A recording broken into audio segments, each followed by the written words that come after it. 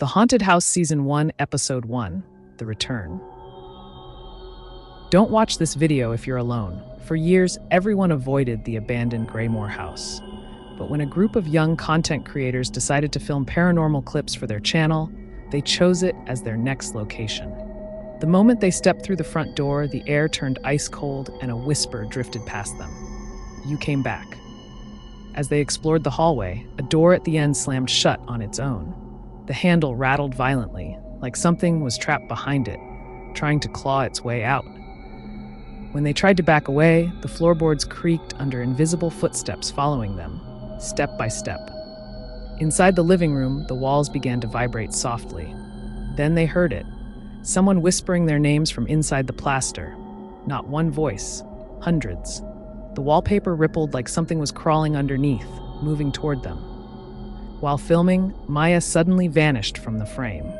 1 second, she was speaking to the camera. The next, she was gone.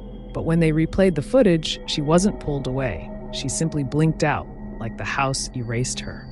They heard heavy breathing from the staircase. A tall shadow figure stood at the top, long arms, no face. It tilted its head, studying them.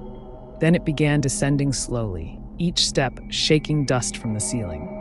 A huge cracked mirror reflected the group. Except in the reflection, Maya was still there, screaming silently behind them.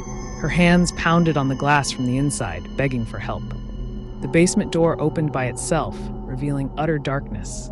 A smell of rotten soil rose from below. Please, I'm so here. They followed her voice and found a narrow crawl space. Inside were dozens of old children's drawings, each one depicting the same faceless figure. On the last drawing, a new picture had appeared, of them, inside the house. The wooden floor suddenly cracked. Pale hands pushed out, grabbing at their ankles. They pulled away, but the hands kept reaching, each fingertip leaving black burn marks on the floorboards.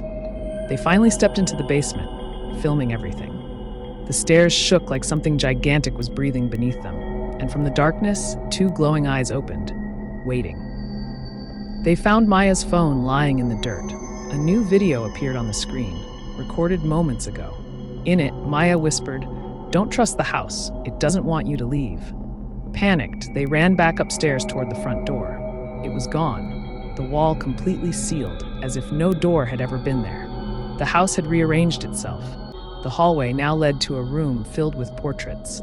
Each painting was of different families, all terrified, all looking at something behind them.